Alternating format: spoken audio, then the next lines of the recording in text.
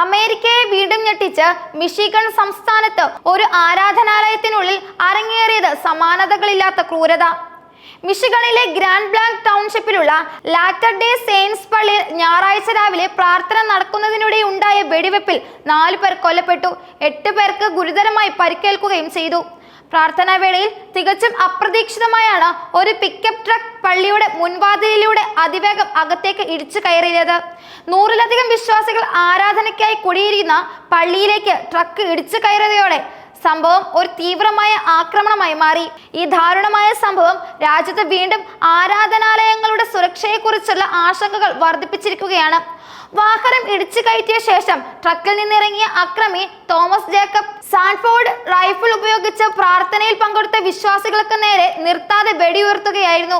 ആരാധനയുടെ ഭക്തിസാന്ദ്രമായ അന്തരീക്ഷത്തെ കീറിമുറിച്ച് വെടിയൊച്ചകളും നിലവിളികളും ഉയർന്നു.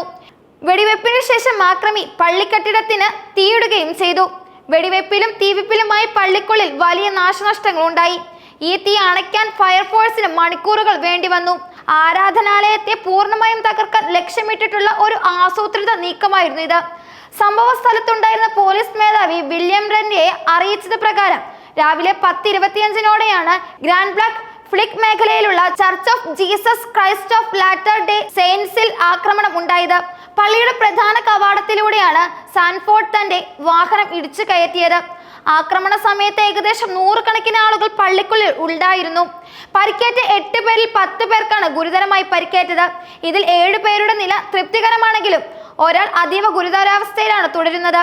മരണസംഖ്യ ഇനിയും വർദ്ധിക്കാനുള്ള സാധ്യതയുണ്ടോ എന്നും ആശങ്കയുണ്ട്. അക്രമം നടത്തിയ ശേഷം പള്ളിയിൽ നിന്ന് രക്ഷപ്പെടാൻ ശ്രമിച്ച പ്രതിയെ പോലീസ് പിന്തുടർന്ന് വെടിവെച്ച് വീഴ്ത്തി. ബൾട്ടണിൽ നിന്നുള്ള 40-കാരനായ തോമസ് ജേക്കബ് സാൻഫോർഡാണ് ആക്രമിയെന്ന് പോലീസ് സ്ഥിരീകരിച്ചിട്ടുണ്ട്. പ്രതിയുടെ മൃതദേഹം പോസ്റ്റ്മോർട്ടത്തിനായി മാറ്റി. അക്രമി എത്തിയ പിക്കപ്പ് ട്രക്ക് പള്ളിക്കുള്ളിൽ തന്നെ ഉണ്ടായിരുന്നു. ഇത് ആക്രമണത്തിന്റെ ഭീകരതയുടെ തെളിവായി അവശേഷിച്ചു. പിക്കപ്പ് ട്രക്ക് ഇടിച്ചു കയറ്റിയ ഭാഗം പൂർണ്ണമായും തകരുകയും കെട്ടിടത്തിന് കാര്യമായ കേടുപാടുകൾ സംഭവിക്കുകയും ചെയ്തു. ആക്രമണത്തിന് പിന്നിലെ കാരണം ഇതുവരെ വ്യക്തമല്ല. ഇതൊരു വർഗീയ ലക്ഷ്യത്തോടെയുള്ള ആക്രമണമാണോ അതോ പ്രതിയുടെ മാനസിക പ്രശ്നങ്ങളാണോ കാരണമായതെന്ന് പോലീസ് അന്വേഷിക്കുന്നുണ്ട്. ബൾട്ടണിലുള്ള പ്രതിയുടെ വസതിയിൽ അന്വേഷണ ഉദ്യോഗസ്ഥർ പരിശോധന നടത്തി. സംഭവത്തെ ഭീകരമെന്ന് വിശേഷിപ്പിച്ച US പ്രസിഡന്റ് ഡൊണാൾഡ് ട്രംപ് അക്രമം ഉടനടി അവസാനിപ്പിക്കണമെന്ന് തന്റെ സോഷ്യൽ മീഡിയ ട്രൂത്ത് പ്ലാറ്റ്ഫോമിൽ കുറിച്ചു. പ്രസിഡന്റിന്റെ പ്രതികരണം രാജ്യത്തിന്റെ ആശങ്കയുടെ ആഴം വ്യക്തമാക്കുന്നു. FBI ഡയറക്ടർ കാഷ് പട്ടേലും സംഭവത്തെ ശക്തമായി അപലപിച്ചു. ആരാധനാലയത്തിലെ അക്രമം ഭീരുത്വപരവും കുറ്റകരവുമാണെന്ന് അദ്ദേഹം അഭിപ്രായപ്പെട്ടു. ഫെഡറൽ ഏജൻസികൾ പ്രാദേശിക പോലീസുമായി ചേർന്ന് സംഭവത്തെക്കുറിച്ച് അന്വേഷണം നടത്തുന്നുണ്ട്. സാധാരണയായി സമാധാനപരമായി ആരാധന നടക്കുന്ന ഒരു സ്ഥലത്ത് ഇത്തരമൊരു ആക്രമണം ഉണ്ടായത് അമേരിക്കൻ പൗരന്മാർക്കിടയിൽ വലിയ ഭയവും രോഷവും ഉണ്ടാക്കിയിട്ടുണ്ട്.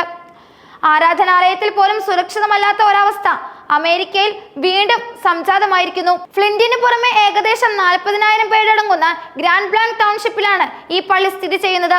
ശാന്തമായ ഒരു പ്രദേശത്ത് ഇത്തരമൊരു ആക്രമണം നടന്നത് പ്രദേശവാസികളെ ഒന്നടങ്കം നടുക്കി. ആരാധനാലയങ്ങളെ ലക്ഷ്യമിട്ടിട്ടുള്ള ആക്രമണങ്ങൾ US-ൽ വർദ്ധിച്ചു വരികയാണ്. കഴിഞ്ഞ ഓഗസ്റ്റിൽ മിനിയാപോളിസിലെ ചർച്ച് ഓഫ് ദി അനൗൺസിയേഷനിൽ കുർബാനയ്ക്കുണ്ടായ വെടിവെപ്പിൽ 2 കുട്ടികൾ കൊല്ലപ്പെട്ട സംഭവം ജനമനസ്സുകളിൽ നിന്ന് ഇനിയും മായാത്ത ഒരു സംഭവമാണ്. സാൻഫോർഡിന് ഏതെങ്കിലും തീവ്രവാദ ഗ്രൂപ്പുകളുമായോ വർഗീയ സംഘടനകളുമായോ ബന്ധമുണ്ടോ എന്നും അന്വേഷണ ഏജൻസികൾ പരിശോധിക്കുന്നുണ്ട്. പ്രത്യേകിച്ചും ആരാധനയുടെ സമയത്ത് പള്ളി തിരക്കിട്ട് ആക്രമിക്കാൻ തിരഞ്ഞെടുത്തത് ഒരു ആസൂത്രിത ലക്ഷ്യത്തെയാണ് സൂചിപ്പിക്കുന്നത്. ഈ ദാരുണമായ സംഭവം US-ലെ തോക്ക് നിയമങ്ങളെ കുറിച്ചുള്ള ചർച്ചകൾക്ക് വീണ്ടും തീവ്രത കൂട്ടിയിരിക്കുകയാണ്. ഇത്തരം ആക്രമണങ്ങൾ തടയാൻ തോക്ക് കൈവശം വെക്കുന്നതിനുള്ള നിയന്ത്രണങ്ങൾ ശക്തമാക്കണം എന്ന ആവശ്യവും വീണ്ടും ഉയർന്നിരിക്കുന്നു. പരിക്കേറ്റവരുടെ ചികിത്സയ്ക്കായി അടിയന്തരമായ സഹായങ്ങൾ എത്തിച്ചിട്ടുണ്ട്.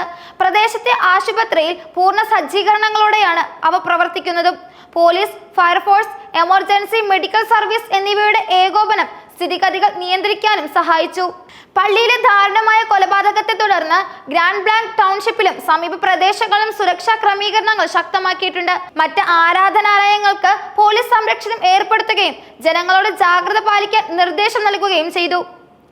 ആക്രമിയുടെ ലക്ഷ്യം അജ്ഞാതമായി തുടരുമ്പോൾ തന്നെ ഈ സംഭവം രാജ്യത്തെ ആരാധനാലയങ്ങളുടെ സുരക്ഷാ സംവിധാനങ്ങൾ അടിയന്തരമായി മെച്ചപ്പെടുത്തേണ്ടതിന്റെ ആവശ്യകതയാണ് ഓർമ്മിപ്പിക്കുന്നത്.